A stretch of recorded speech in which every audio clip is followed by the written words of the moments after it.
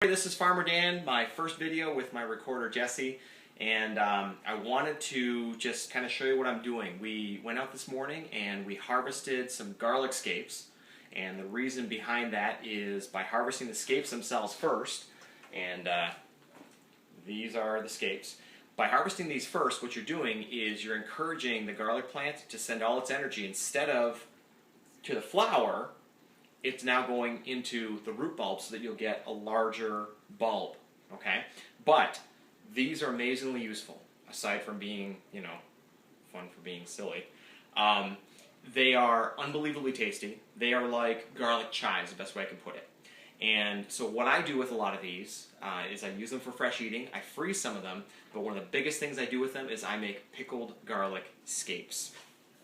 And so what we do here is we start off with either quart or pint jars, and I have a number of ingredients inside. I have black peppercorns, I have dill, I have bay leaves, and coriander.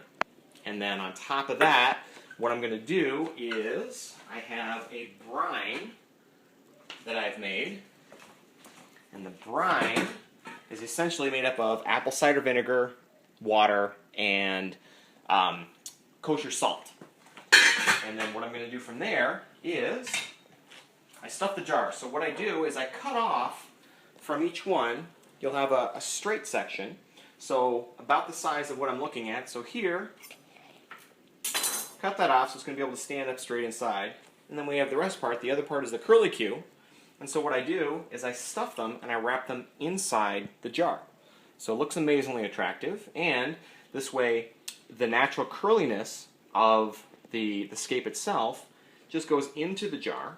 So it's amazingly time consuming, but it's worth it. So what I do is I stuff them in there like that, and then once the jar is completely stuffed, then I fill the center with the straight parts.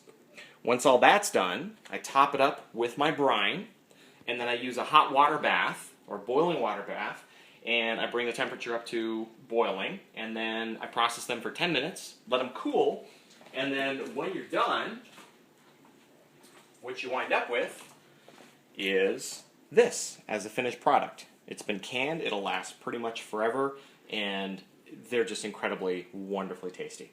So, anyways, so this is Farmer Dan signing off from our first video, and hope you enjoyed it. Thanks a lot.